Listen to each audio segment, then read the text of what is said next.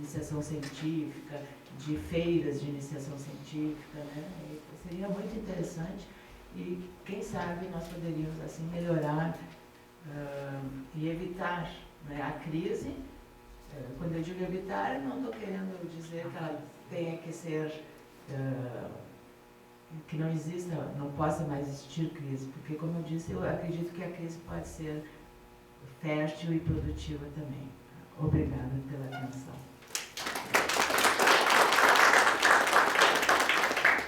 Antes de passar a palavra para a professora Adolar, gostaria de agradecer a presença do nosso ex-diretor, professor Edson Leibner. Está na plateia, que muito me honra com a vinda, e quando eu olhei para ele, me lembrei que um dia desses entraram uns estudantes na sala da direção que me disseram assim: por favor, bota o professor que está no laboratório para nos dar aula. Eu disse: tá, mas o que está acontecendo? Aí eles estavam fazendo a choradeira de sempre, muito importante, que eles estavam tendo aula com um professor mais tradicional, que detentor do conhecimento e passando para eles, que isso é uma visão absolutamente obsoleta, isso tem que sair da sala de aula, essa visão, o professor não é mais isso, e pediram o professor Edson, porque o professor Edson era o tal, que ele sabe tudo. Então, acho que ser professor é ter talento. E esta busca do talento, ela está dentro da escola básica, do ensino básico. Porque nós, professores que estamos com as crianças, nós temos que descobrir, como disse o Bruno Bettelheim, a inclinação da mente das crianças. Porque senão nós vamos botar professores na sala de aula, permitir que professores na sala de aula que não tenham talento para tal. Então, acho que é uma questão. Professora Adolar.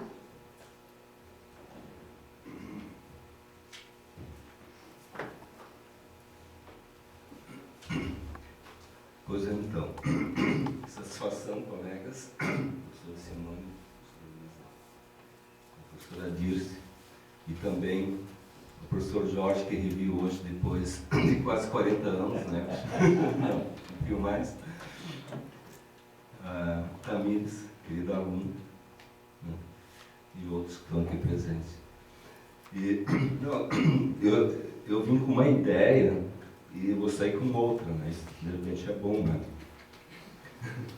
Que a crise do ensino médio é maior do que eu imaginava. Né? São desses dados estatísticos, enfim, os números que vocês trouxeram. E, embora dá para usar vamos dizer, uma palavra, mas com dois significados. A questão do ensino está lento, ou talento, né? E não olha para o talento. Né? E desde a época em que eu me envolvia com as aulas, eu trabalhava com as aulas de primeiro, segundo grau e terceiro grau, isso foi no início dos anos 80. E aí o Jorge e eu somos colegas no Colégio Anchieta, né? Dividindo as aulas de história, naquela época. Talvez o Jorge não se lembre, mas naquela época eu fazia uma integração cotidiana do ensino do primeiro, segundo e terceiro grau. Né? Porque eu tinha as aulas no Colégio de Aplicação, de tarde, primeiro grau, segundo grau também no Colégio de Aplicação e no Colégio Anchieta, e eu era já professor colaborador do Departamento de História aqui. E às vezes eu dava aula nos três, né, três níveis no mesmo dia. Né? E eu imagino que hoje em dia essa realidade ainda é comum, né? Quer dizer, o professor, para ele poder, né, dar conta enfim, das suas necessidades profissionais, aliás, de vida, e ele precisa assumir um monte de encargos. E a escola, ela acho que mudou muito pouco em termos de ensino formal de lá para cá, né?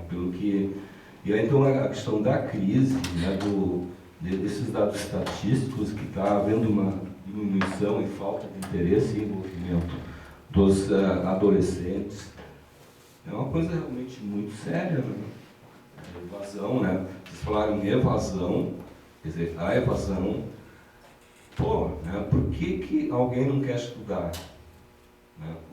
Então, qual é a dificuldade da escola em se tornar um produto mais interessante, né, na rotina, né, das crianças ou adolescentes? O que está havendo, né?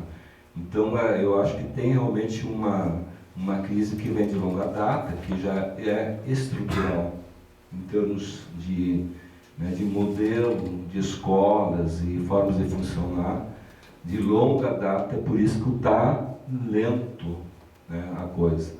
E a importância de olhar para o talento de cada um em sala de aula, acho que também é uma dificuldade geral do ensino, inclusive do terceiro grau da universidade. Né? Eu acho que a questão da relação professor-aluno, como se diz, é muito importante a ser repensada. Né? Agora, qual é a dificuldade que nós temos nesse sentido de não conseguir fazer essa reflexão mais profunda e termos a coragem, inclusive, de mudar a nossa estrutura escolar ou até universitária, ou a própria relação professor-aluno em sala de aula? E todos nós temos experiências, né? Quer dizer, eu tenho minha experiência de longa data, né, como professor, e eu comecei a olhar com mais atenção em relação ao meu papel como professor em sala de aula, né, já há bastante tempo para cá. E olhar com mais atenção porque o modelo, né, de professor que eu fui formado, de repente tem que ser repensado. Né? Quer dizer, aquela coisa a gente acha que a gente tem que passar um certo conhecimento, que a gente precisa dar conta, né? Enfim, né? Mas de repente essa juventude, eles estão já num outro mundo, né? E a escola ainda formalmente está, né, lenta, né, naquela forma assim de realmente poder acompanhar a transformação da sociedade que está acontecendo. Então essa para mim é uma questão também muito séria, quer dizer, a relação do professor e chamado aluno, né? Eu até tenho enfatizado em sala de aula, né, com os meus, que eu dentro do possível, não uso mais a palavra aluno, né?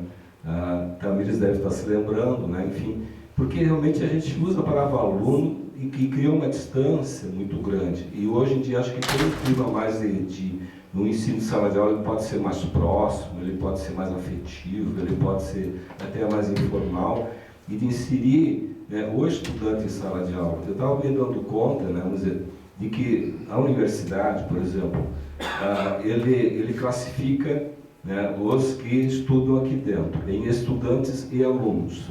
Né? Então, é uma massa de estudantes, né, que nós temos. A universidade tem tantos estudantes, tá? Mas na hora que esse estudante vai para a sala de aula, ele se torna um aluno. Né? Então, o que é um aluno? Tem uma discussão em torno do termo, né, que tem duas interpretações, né, mas, né, tradicionalmente foi consagrada a expressão, e ela tem energia, né, eu acho que a palavra tem energia, que o prefixo a, que é sem, né, e luno, que é a luz, então é um ser sem luz em sala de aula. Quem tem a luz é o professor. Bom, isso é um campo, né, um campo de energia que nós carregamos em sala de aula e de repente também colabora para a evasão, porque o professor que sabe tudo, enfim, aquela coisa do velho modelo educacional que nós temos dificuldade em repensar. Né? Então esse é um outro aspecto, que é a questão do ensino formal, a questão da relação da sala de aula, acho que é importante ser repensado. Quando eu estive pensando, né, fazer uma fala aqui, eu me lembrei de trazer aqui para esse encontro o Estatuto da Universidade, né? Estatuto Regimento Geral da Universidade. E é de 1996.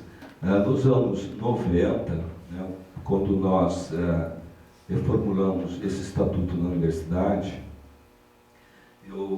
eu era presidente da Câmara de Humanas, né, na velha estrutura da universidade. Eu participei de toda a discussão, né, desse Estatuto e Regimento, né, de 90 na gestão do professor Eldio, né, 90 até 96. Né. Em 96 eu vim para o campo para isso, direção. Mas aí nesse período, nós fizemos uma discussão, né, no Conselho Universitário e COSEP na época, de repensar, né, enfim, toda a universidade saiu esse estatuto. E aí eu me lembrei e dei uma olhada, eu queria ver assim, até que ponto nós, naquela época, nos preocupamos com algum aspecto que envolvesse o ensino médio, no estatuto e regimento da universidade. Olha, eu folhei ontem, de início ao fim, não tem nada. Né? Então, tem uma matéria de estatuto da universidade, a URGS, eu acho que ela não olha para essa questão. Né? Enfim, qual é o seu papel, né, de receber o futuro, né? Quer dizer, o futuro estudante que está no segundo grau que vem para ele. Então, eu tenho assim, se vocês olharem os fins, né, da universidade, e realmente é tudo realmente bem legal, assim, acho que está bem pensado. A universidade tem 2 escolas de segundo grau, que é o primeiro e segundo grau, Colégio de Aplicação, que a professora Ilse é diretora, e escola técnica. Aí tem uma parte só institucional, eu não vou ler agora, assim, mas bem pequena, assim, as 2 escolas existem e tal, e tem orçamento próprio, lá, ponto encerrado. Né? Mas a universidade, ela não pensa a sua integração com o ensino médio. Né? Eu acho que esse é um desafio, né, que é importante fazer, aliás, encarar, né, e começar a discutir com mais clareza. Não quer dizer que está no estatuto, o regimento a gente vai fazer, né? Mas aí na hora que está, realmente mostra uma certa intenção de realmente se preocupar qual é o papel que nós temos como universidade nessa crise, né, no ensino médio, como está sendo pontuado aqui. Né? Então, eu acho que a universidade ela pode então transitar de uma forma diferente. Né? Temos algumas atividades, né, ligadas ao vestibular. Né? Trabalhei muitos anos no vestibular e realmente, então, a gente fazendo as provas, né? Faz questões, né? Enfim, toda aquela situação de fazer a seleção do futuro aluno da universidade. E aí nós professores chegávamos assim, bom, que questões a gente vai fazer? Que conhecimento nós vamos pedir para o cara entrar na universidade? Ficava uma coisa totalmente no ar. Né? Eu pegava os meus livros e lá, né, enfim. Né? Então a gente não tinha nenhuma noção assim, mais concreta. Assim, né? Então eu acho que assim, uma das questões que eu acho que chaves para a universidade, né, já que o tema desse encontro é Universidade do Futuro, é pensar melhor a sua relação e sua integração com o ensino médio. E também isso fala a universidade. Né? Aqui na universidade você tem um vício também que está muito lento, né? Que vem desde a época que eu fui estudante. Né? Então a questão de ensino, né? Licenciaturas é coisa da Faculdade de Educação. Né? Em termos nós das áreas de conhecimentos, poucas áreas, uma e outra assim, se interessa, mas nós das áreas de conhecimentos não damos a ênfase, né, para as licenciaturas que deveríamos dar.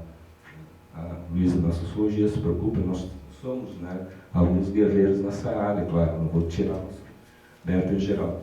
Mas essa questão ela também é importante porque praticamente todos, né, enfim, uma boa parte da universidade, enfim, de um setor dos nossos cursos, principalmente do Humanas, nós formamos professores. Né? E não somos só nós, a PUC, FAP, enfim, outros também formam. Né? Mas acho que é uma questão importante de ser repensada com mais atenção, porque nós temos um vício acadêmico, né, como universidade, de que, de certa forma, tem mais valor a pesquisa do que o ensino.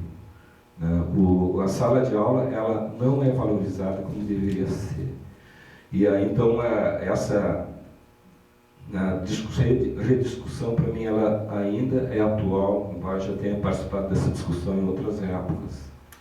Aí, uma outra questão que eu acho que é importante, que eu pensei em falar, é a questão em relação ao segundo grau especificamente. Né? O que foi né, desde os anos 70, a nossa questão, né, ligado ao ensino de humanas e profissionalizante. Né. Com a reforma de ensino em 1970, quando nós estudávamos, né, tem alguns colegas aí, naquela época já participávamos desses debates, né, e essa realidade, de certa forma, daquela época ainda prevalece, né, onde o ensino profissional ele é direcionado, né, com mais peso, sim, e, né, enfim, e a área de humanas como é que fica? Né? Bom, isso a gente debate já sempre há muito tempo, e sociologia também. E aí, então, quando se fala em interesse, né, foi falado aqui na mesa, a escola não interessa, né, enfim, as aulas são chatas, que a Dirce falou. Bom, isso eu já ouvia falar nos anos 70, que as aulas de história são chatas. Aí eu pensei, bom, então vou me esforçar para tornar um momento mais interessante, né, Jorge? Mas aí, mas o que então, por que nós não conseguimos sair dessa chatice? Né? Por exemplo, às vezes tem que fazer uma reformulação, pensar, né? Então, de nós, que papel, né? Aí eu já tenho me dedicado a vários exercícios e práticas nesse sentido, e eu acho que vale a pena transformar realmente a minha relação, né, em sala de aula com os estudantes que estão ali, ouvir e fazer com que eles participem de uma forma diferente. Então eu anotei aqui, né, falei do estatuto que eu queria falar, então que acho que é importante então, valorizar, reforçar, né, a educação em valores humanos no segundo grau e também na universidade. A gente dá muito pouco valor. Eu tenho visto médicos formados, então teve essa crise dos médicos recentemente, e é muito triste, eu vi que eles acham que, né, o médico, enfim, né, eles têm uma formação profissional muito qualificada, mas a questão de enxergar a problemática social mais ampla, não aparece, né? Então, a educação em valores humanos, o que eu gostaria que fosse diferente? Eu gostaria que fosse diferente uma formação em valores humanos, fortalecida ao lado da formação profissional, né, num contexto transdisciplinar, né, e, no caso, uma formação integral do ser humano, onde prevalece e tem ênfase a crença em todos, da mesma forma, não uma crença diferente do professor, vale mais que o próprio estudante. O respeito à diversidade, que eu acho muito importante. Saber ouvir, né, que é algo que, né, a gente estuda e parece que às vezes a gente não sabe ouvir. Se envolver com o que aqui está e descobrir juntos e criando o nosso mundo. Se nós descobrirmos juntos e criamos o nosso mundo juntos a partir da sala de aula, eu acho que isso acontecendo, isso na sala de aula, né, no ensino médio, no ensino superior, seguramente as aulas vão ser menos chatas, né, e haverá talvez menos evasão também. Mas essa autocrítica ela é importante que aconteça. Né.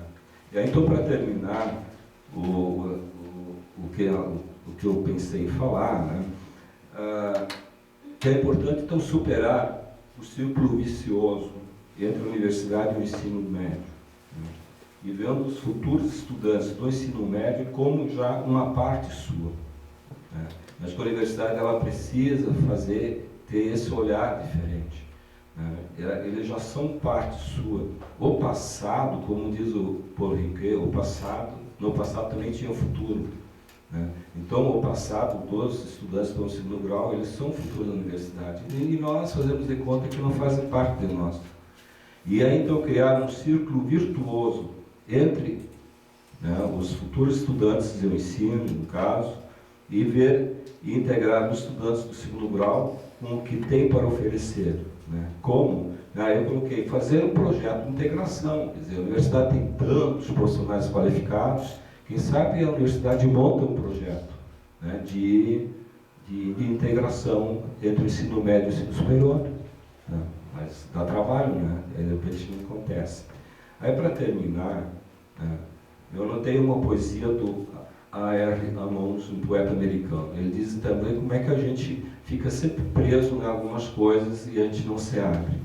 Então ele diz assim: não estabeleça os limites primeiro, os quadrados, triângulos, caixas de possibilidades e preconceitos. e então derrame neles vida, aparando as arestas, o potencial finito. Aí todo pensamento e todo aprendizado acontece dentro de um contexto, né? E nós descontextualizamos o nosso aprendizado em relação ao mundo que os estudantes vivem lá fora, né? O mundo está num processo muito acelerado de transformação e a escola parece estar correndo atrás. E se o contexto for como as margens de um rio por entre as quais o significado coletivo flui, né? Então é importante abrir-se para novos significados e é fundamental para a integração entre o ensino, né, da universidade com o ensino médio, que envolve, né, já o futuro da universidade está lá no 2º grau e nós precisamos olhar com ele com mais carinho e mais atenção. Obrigado.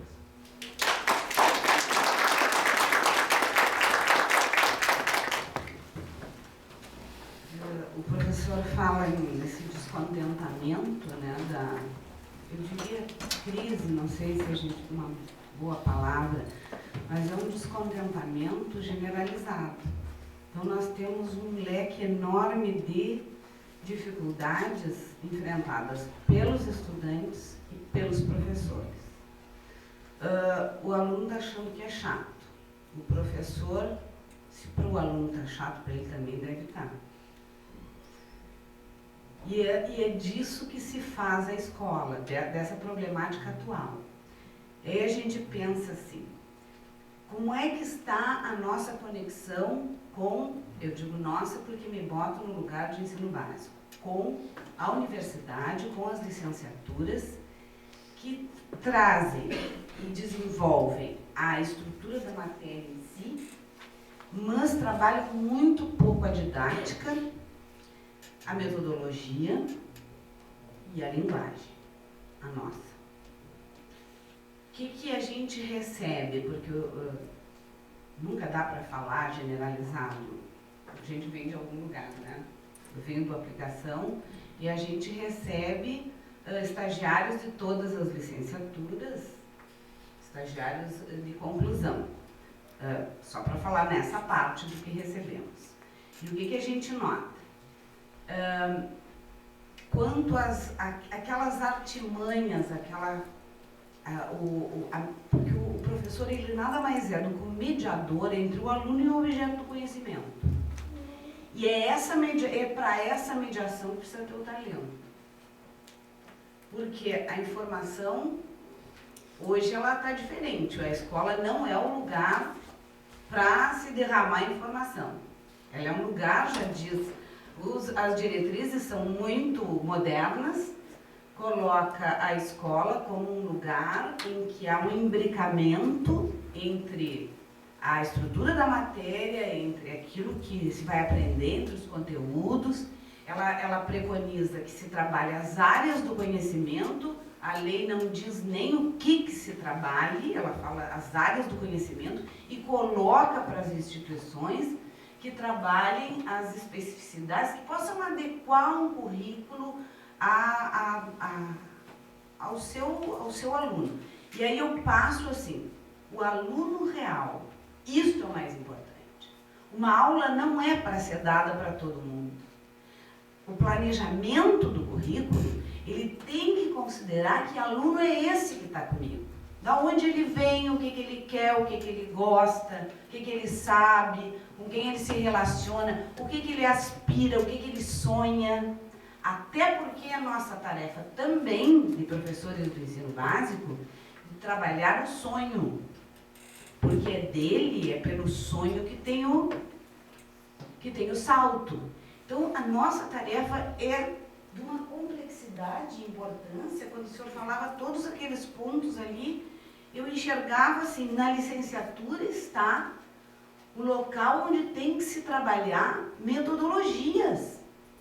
Trabalhar como é que o aluno aprende e despender tempo para isso. Não são 2 períodos de didática que vão fazer esse trabalho. Porque aí acontece, o professor, me lembrei, numa pesquisa do mestrado, que nós estávamos numa escola estadual,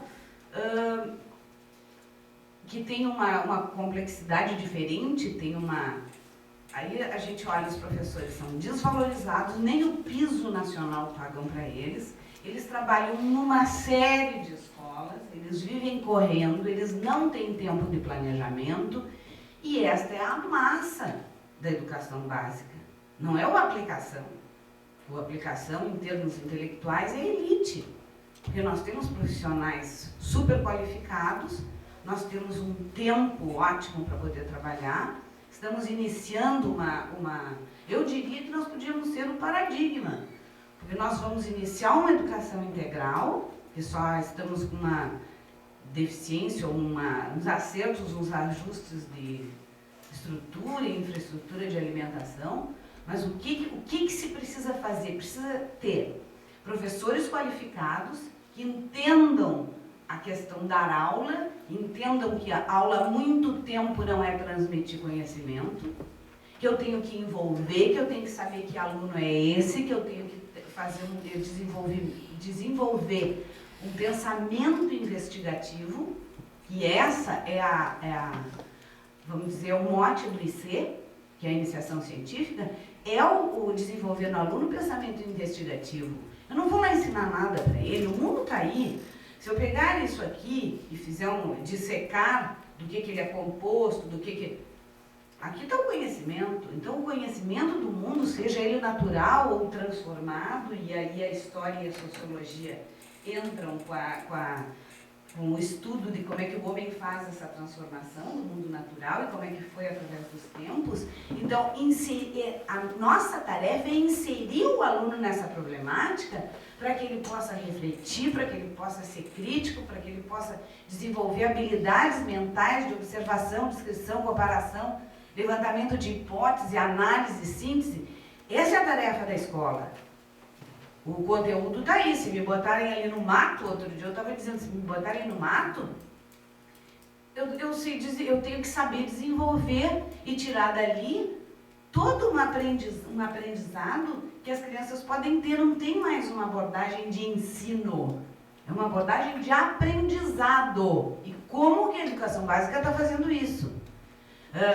Hoje nós estamos, como colégio de aplicação, muito mais inseridos no MEC. Estamos inseridos nesse momento com pessoas, mas a nossa ideia é que os colégios de aplicação do Brasil possam estar nas políticas de programas e projetos do MEC para protagonizar essa multiplicação dessa ideia de como fazer essa relação com o aluno. Que mediação é essa entre o aluno e o objeto do conhecimento que tem tanto a ver com a chatice que se transformou estar na sala de aula. Até tivemos um projeto que dizia o que pode ser mais interessante, que o recreio na escola, porque perguntadas às crianças, elas disseram que bom no colégio era o recreio. As crianças que já têm um tratamento mais diferenciado, mais devagar, no sentido de deixá-las explorarem o mundo. Aí tu bota um adolescente cheio de velocidade em todos os sentidos dentro da sala de aula e que aquele ouça, aquele chato, que vai com um texto, que dá o texto, que cruza a perna, hoje fica olhando no iPhone, antes ficava lendo o jornal ou qualquer coisa do gênero. E aí os caras, teve até um exemplo assim, não, professora, mas eu pedi para ele, eu disse assim, professora, eu não entendo isso, era uma matéria mais exata, mais dura. Eu não entendo, vai estudar, o problema é que tu não estuda. Só não consigo estudar, eu olho esse livro em casa e me enlouqueço porque eu não consigo estudar. O professor não entendia que ali, essa era a tarefa dele. É seduzir o aluno para aquela estrutura mais dura, mais exata, para que ele... E isso é metodologia. Isso é entender como é que a criança aprende.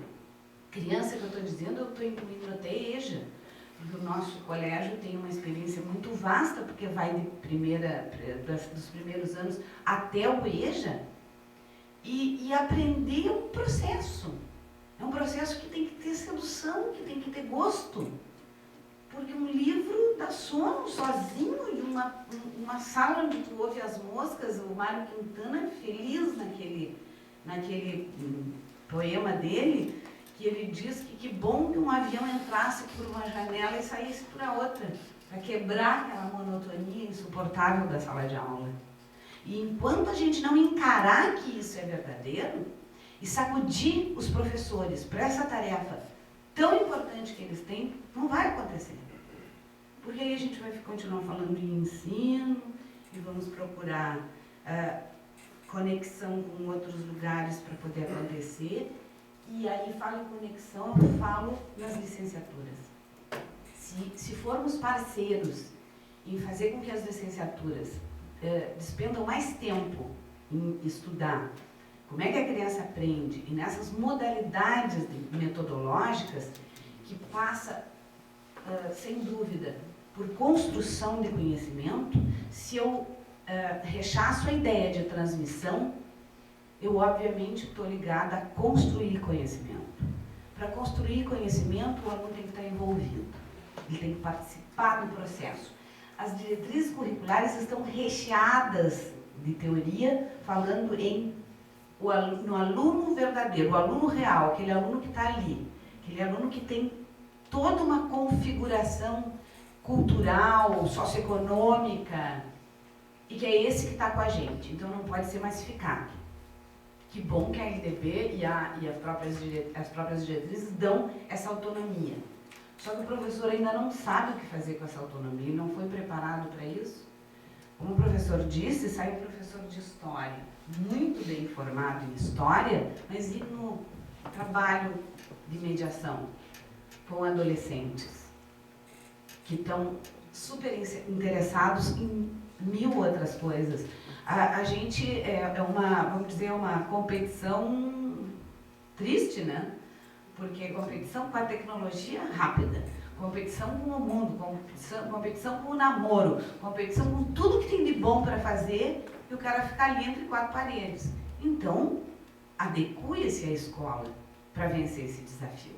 E é possível, nós temos assim exemplos, citei o exemplo do professor Edson. O talento dos professores tem mostrado que as crianças se envolvem com o trabalho de iniciação científica, tem uma possibilidade, e a lei dá essa possibilidade da gente ter as disciplinas ditas regulares e as eletivas. As eletivas são as crianças, junto com os professores, que elegem o que eles vão estudar. A iniciação científica são as oficinas, os trabalhos de pesquisa, que eles elegem.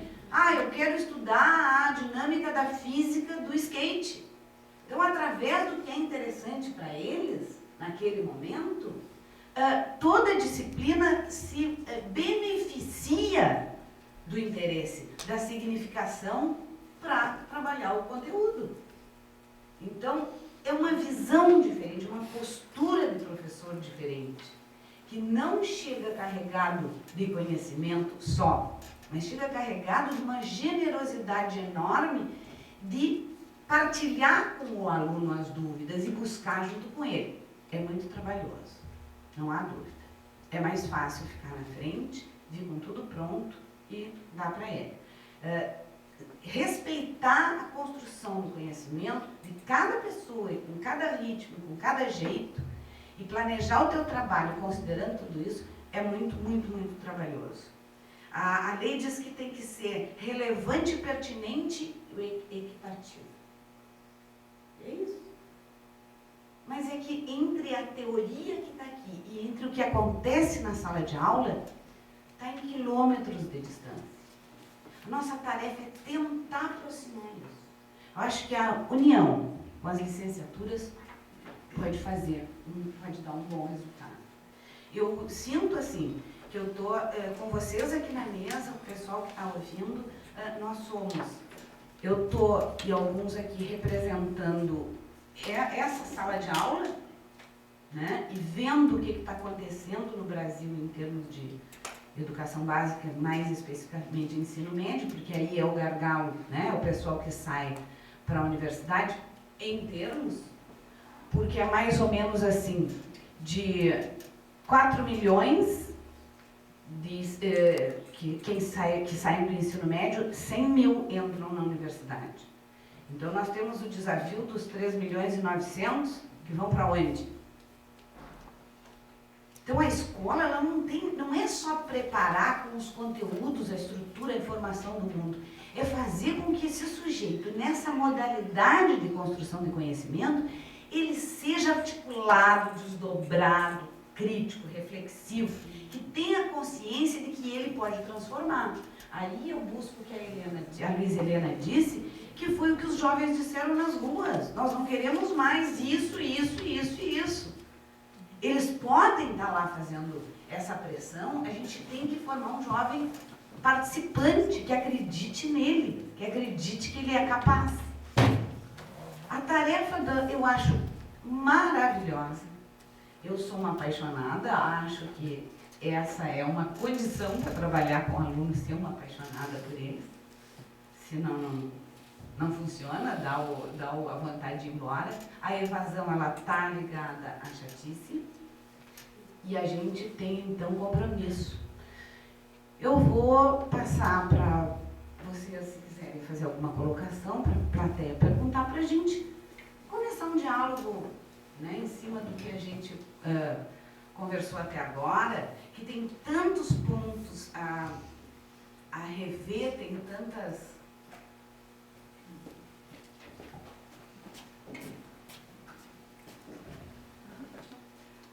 Bom, boa tarde a todos, em especial aos professores da mesa. Eu queria fazer uma pergunta, na verdade não uma pergunta, mas jogar uma questão para que, enfim, qualquer um dos professores possa responder, ou mais de um de preferência, até para poder ver as posições, né, em relação a essa questão, que é a reforma do ensino médio. Eu gostaria de saber qual o papel dessa reforma que está sendo proposta a nível nacional, né, e mais especificamente aqui, no Rio Grande do Sul nós temos uma proposta, né, que foi implantada, iniciou a sua implantação no ano passado. Então eu gostaria de saber qual seria o papel dessa reforma para essa crise, né? Como vocês veem isso? Um bloco, né? Eu acho, né? É um bloco, mas é isso.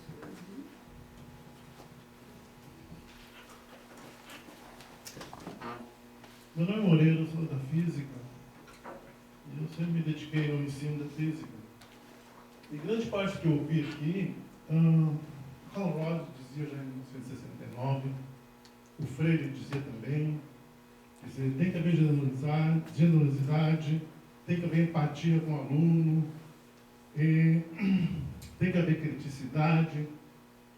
O problema, me parece, é que não interessa à sociedade, ao sistema, um cidadão crítico.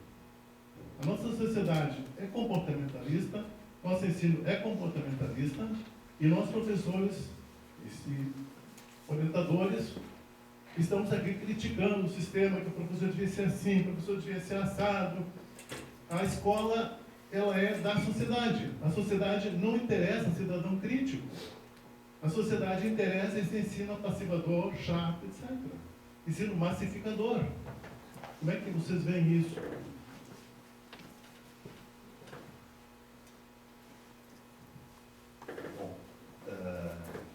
Eu ia fazer uma pergunta na direção que a Josiane foi a primeira perguntadora fez, né?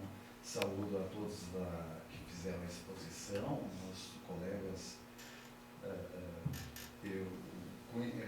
Nos conhecemos ou trabalhamos juntos há 31 anos. Né? 31 pensamentos. Isso. Então temos muita coisa a dizer. É evidentemente que o cenário do ensino médio, sob o ponto de vista talvez um tanto mais quantitativo, era muito diferente na década de 80. Né? Tínhamos em torno de 1 milhão de brasileiros fazendo ensino médio. Hoje, como os dados apresentados pela professora Simone apresentam aqui um quadro diferente, né? Bastante mais próximo do 8,5 milhões. E nesse aspecto da composição dos 8,5 milhões de brasileiros que estão matriculados ao ensino médio, tem a questão da evasão, tem a questão que a Luísa comentou da taxa líquida de matrículas. Tá? Então, frente a isso, a questão que o professor Marco Antônio colocou é muito pertinente, né? questão pedagógica, eu iria para essa questão houve algum equívoco ou há alguma limitação sob o ponto de vista das políticas públicas que financiam e que deveriam dar condições para o projeto de universalização do ensino médio? É este o problema que está ocorrendo? O ensino médio, ou seja, que em torno de 7.300.000 são oferecidos por redes estaduais. É o problema dos estados em oferecer esse ensino médio, porque se a gente perceber o ensino médio no tocante ao ensino privado, ele permanece igual a 1991. As taxas de matrícula no ensino médio privado, né, permanecem iguais. Então, parece que o problema sério aqui é o próprio Estados, as unidades federativas, em garantir as condições. Esse é o problema e faltaria, então, políticas públicas ou há políticas públicas que poderiam, de alguma forma, sustentar esse projeto de universalização. E aproveitando, por último, se pudessem comentar, o tocante ao projeto que aponta a interdisciplinariedade, quando o que parece faltar é condições para a disciplinaridade no país. Ou seja, os dados que a Luísa aponta e que ao longo de mais, talvez do que 31 anos, o professor Marco Antônio Lucci, aqui para a formação de físicos, né? Licenciatura da física, ou seja, a ausência de formandos nessas áreas, né?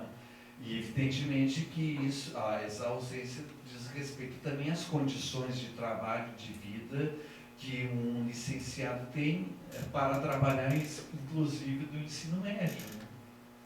Então, seriam essas duas questões que eu gostaria de comentar, acrescidas às questões que anteriormente formariam talvez um bloco aqui.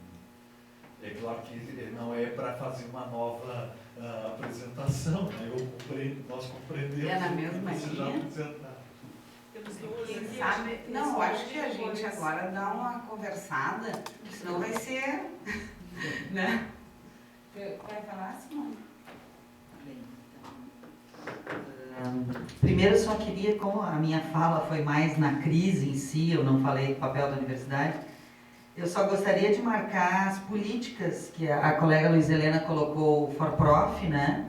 Nós temos o ForProf, que é esse centro de formação de professores que a Faculdade de Educação tem assento no Comitê Gestor, o IFCH, a SEAD, a Prograde, né? Então, tem um conjunto de unidades que tem assento no Comitê Gestor e o professor Rui é que preside o Comitê Gestor, né? O nosso vice-reitor, e tem uma gama de recursos para a formação continuada de professores.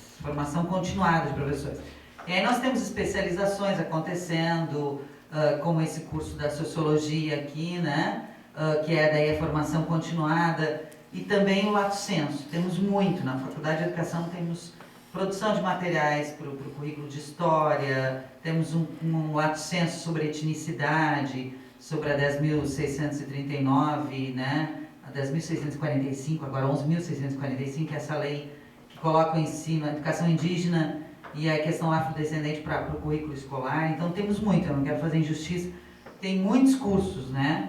Nessa área do ForProf para o ano que vem. Acho que é importante os colegas que estão aqui, professores das unidades, né? A colega Marijane, que é da Faculdade de Educação, que coordena esse executivo do ForProf junto à Prograde, que é a executora para a reitoria de graduação, ela que é a executora, demandar cursos, né? De formação continuada e de Lato Sensu também. Tem possibilidade, existe um catálogo do ForProf na página da URGS, né? Na página da universidade, acessando, acho que é junto da Prograde, mas colocando ForProf e URGS, tem uma página, tem um site que coloca todas as possibilidades de cursos, e são muitos cursos.